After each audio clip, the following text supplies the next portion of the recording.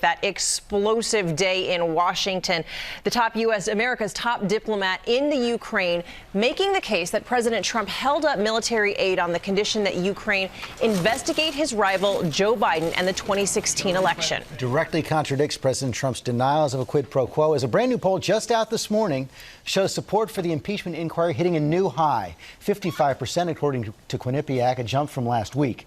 Our senior congressional correspondent Mary Bruce starts us off from Capitol Hill. Good morning, Mary. Good morning, George. Well, Democrats say this testimony is the most damaging yet to the president, and that it outlines what the president and his allies have been denying, a clear link between Trump and a campaign to pressure Ukraine to investigate the president's political opponents.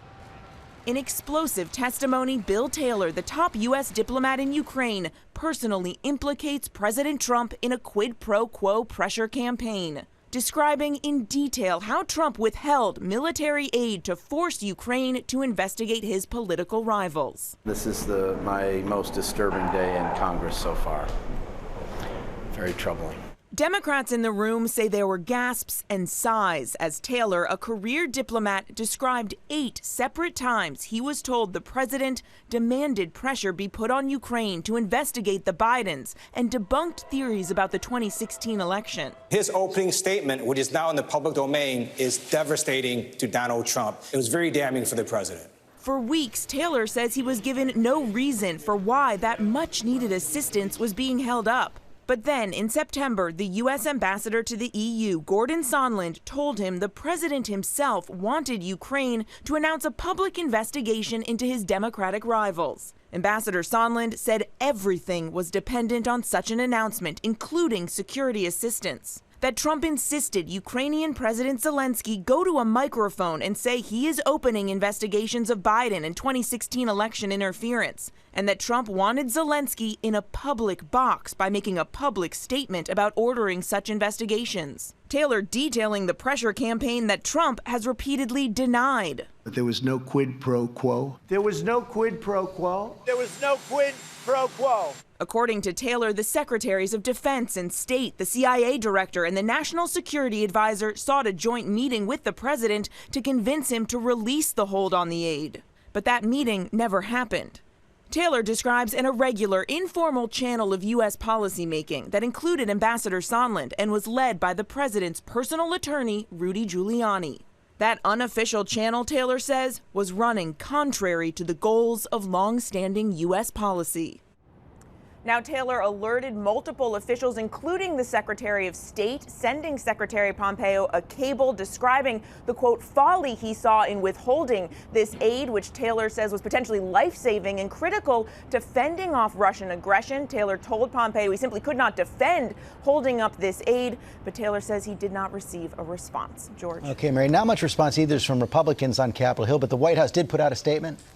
Yeah, in a statement, the White House says that there was no quid pro quo. They continue to insist that the president has done nothing wrong. They say this is just a, quote, smear campaign by far-left lawmakers and radical, unelected bureaucrats. But Taylor, of course, was put into this position in Ukraine by Pompeo himself and has served under presidents of both parties since 1985. Yes, Mary, and before that, he graduated with honors from West Point, served in the infantry in Vietnam. So this idea that he's a radical waging war on the Constitution, that's a quote from the White House statement, is the smear right there, directly contradicted by Taylor's lifetime of service.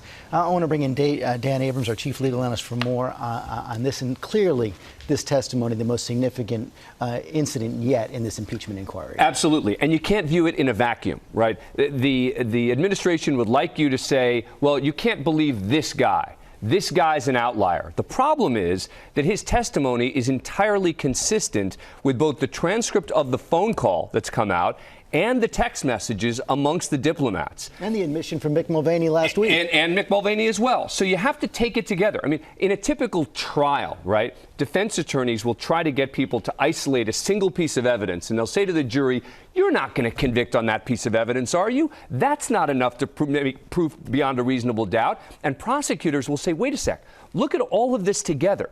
Put all of the pieces together. And that's what I think you have to do in the context of what we're seeing here. And it leads you to even more things to put together. We used to talk about the whistleblowers being a roadmap. This testimony also roadmap leading to new testimony from other witnesses and other documents. With dates and times and notes to back it up. I mean, that's the important thing here. Taylor isn't just winging it here.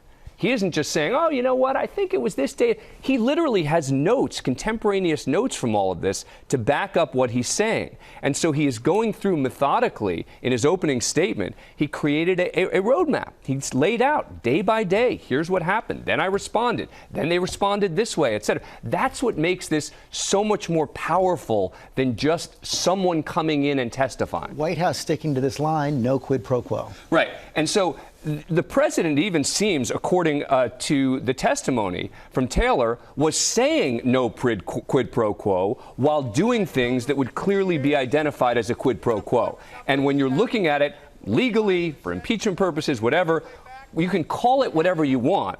It's the actions, it's the words that matter, not just how you characterize it. Dan Abrams, thanks very much.